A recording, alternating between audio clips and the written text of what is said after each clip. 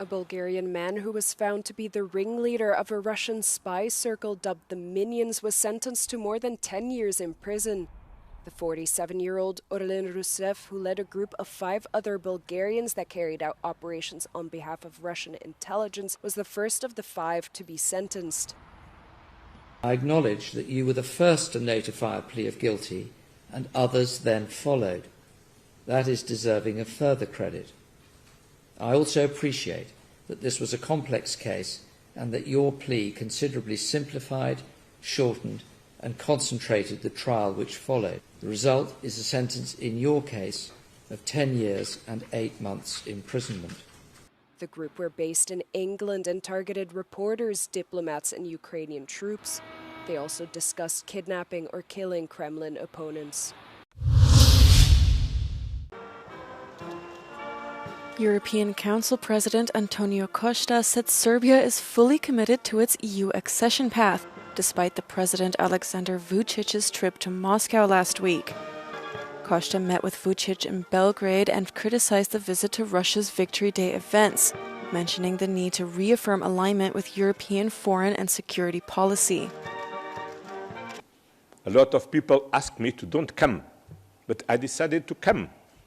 Because if we have a problem with Serbia, if we have a problem with the President Vucic, the solution is not don't come, is not don't talk with the President Vucic, is to come, to have a talk, yes, to explain the different point of views, and now we can reaffirm, and it's very important to hear from him, publicly reaffirm that he is full committed with the European Union and with the European and with the accession path. Vucic has been under significant pressure in Serbia following 6 months of student-led anti-corruption protests. He's been criticized for maintaining close relations with Russia and China, while formally saying he wants Serbia to join the EU.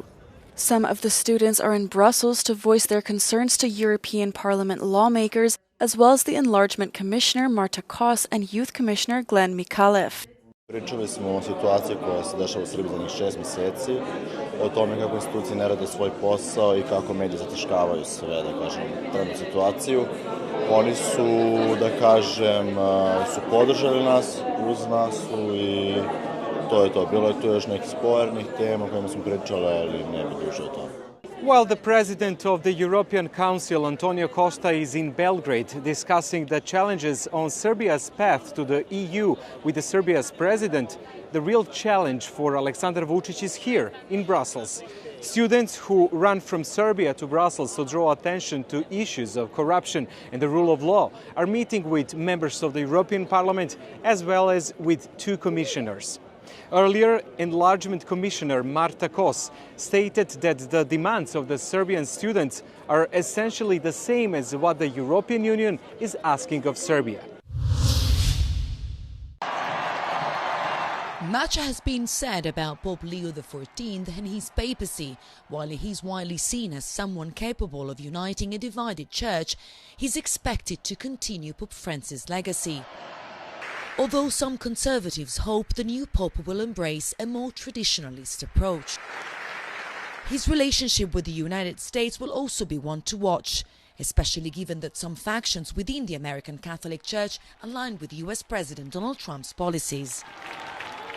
He's largely unknown. This is the great question. Some bloggers and so forth are reacting with some violence. They're nervous about some of the Pope's political views. We've seen, for example, tweets of articles that have particular responses to Vice President Vance. So there's a little bit of some concern from the right side of the political spectrum. But on the whole, again, we don't really know. This Pope has not said a lot before ascending to the throne of Peter. And in these first days, we're just getting to know him. So any of that judgment, I think, is premature. It's really too early to tell, and we'll see as things go. Some hardliners have even suggested that the new Pope may end up clashing with Trump on a number of issues. They argue that he doesn't appear to be supportive enough of the US president's Make America Great Again political agenda. And I think that's very important, because if the Pope were too allied with American politics, it would impinge his mission. The Pope has to lead the Church, and that means leading the universal Church, the whole of the Catholic Church. And so if the Pope's main concern were a particular view in American politics, it would harm his mission, his role, which is to be Peter. Only time will tell whether Pope Leo will be able to foster unity within the Church and what direction Catholicism will take moving forward. Giorgio Orlandi for Euronews in the Vatican.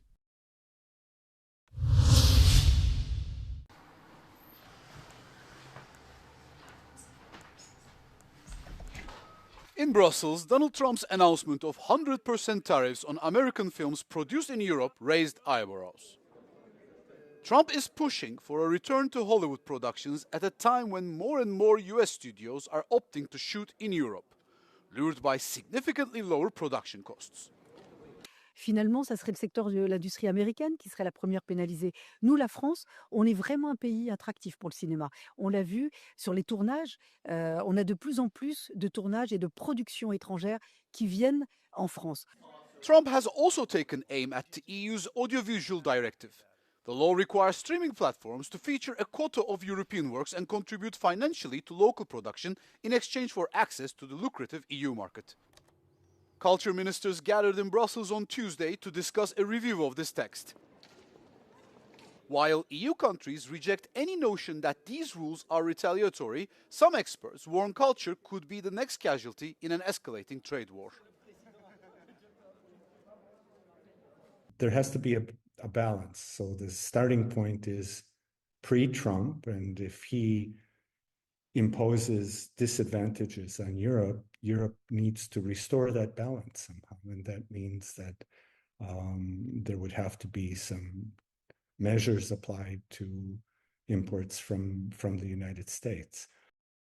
Trump's threats could still take a toll on European productions, on the diversity of languages and cultures that shape the EU's audiovisual identity. If American streaming giants pull their funding, the impact could be severe. But the EU shows no sign of backing down from defending its creative industries. And I think it is very important for them to hear from us, Ministers of Culture, that we will be on their side. We believe that they are an extremely important sector of our culture, and we will defend them. We will defend them, we will defend their jobs, we will defend their creativity, and we will defend our rules. The shadow of Trump's tariffs will loom over the Cannes Festival, even if so far it has not shaken the industry to its core.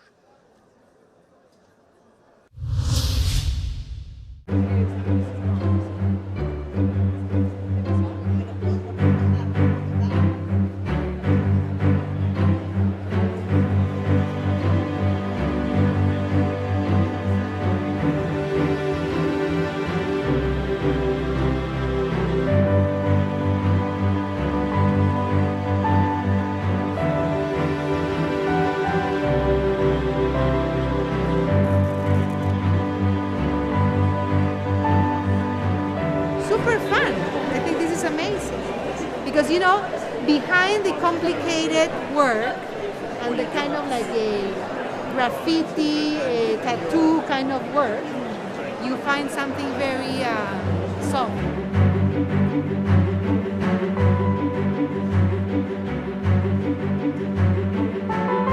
This is a ceramic cowboy hat that I've made. It's called the Sheriff of Nowhere County. And the thinking behind it all stemmed from a photograph I was given by my mother. And it's an image of me as a child. I was at a fancy dress party and I was dressed as a cowboy. And it was something I looked at as an image with that sense of perspective looking back as an adult on a childhood experience. And I kind of remembered the emotions I was going through. I felt so proud to finally be a cowboy. And the cowboys were considered the goodies and the Indians were considered the baddies. You know, and that in itself is so problematic. But I just remember how desperately I wanted to be the cowboy, you know, but I was made, because of my skin tone, to be an Indian, you know, that kind of, I was made to feel less than human, a baddie, you know, and that, it's difficult to level and understand the complexity of that as a young child.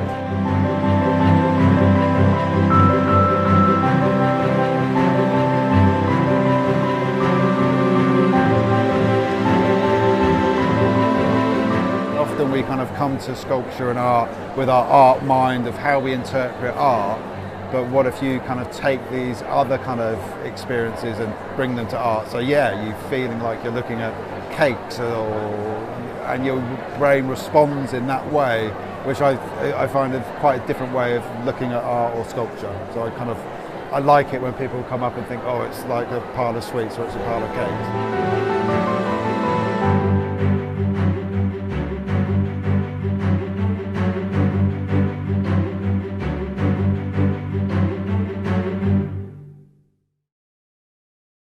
A strategic partner for success to strengthen trade in a volatile world. That's the message Hong Kong is sending to Qatar and the GCC as it continues its trade mission across the Middle East. Led by Chief Executive John Lee, the territory is looking to boost its €1.8 billion trade volume with Qatar, signing up to 35 memorandums of understanding on Monday. The deal spans several sectors including construction, technology, aviation, legal and travel. Hong Kong is dedicated to capitalizing on its connectivity with both mainland China and the world, collaborating and synergizing with economies and enterprises that are eager to pursue high-quality development with us. Enthusiasm is very strong. And I will see that there will be more exchanges between not just government, but in the private sector. As the world looks to Asia for steady growth, economic stability, and investment opportunities, Hong Kong is looking to seize partnerships to inject fresh momentum to its robust economy. Laila Humaira in Qatar, Euronews.